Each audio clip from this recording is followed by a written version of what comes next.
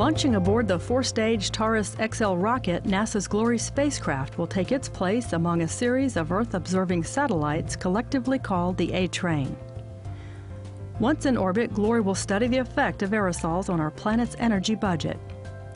Both the Taurus launch vehicle and the Glory spacecraft were built by Orbital Sciences Corporation and prepared for launch at Vandenberg Air Force Base in California.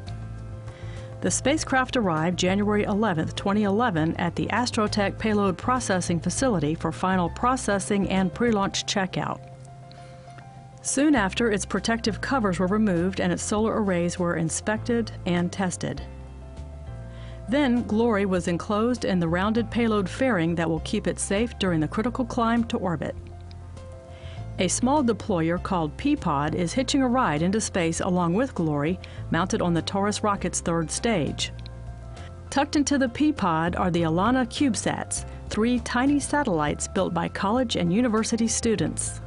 While the mission's payloads were being prepared for flight, the all-solid-fuel Taurus XL vehicle was coming together at Vandenberg's Space Launch Complex 576E.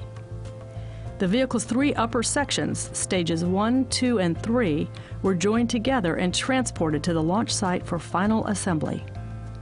But first, technicians carefully guided the rocket's ignition stage, known as Stage 0, down onto its launch mount and bolted it in place.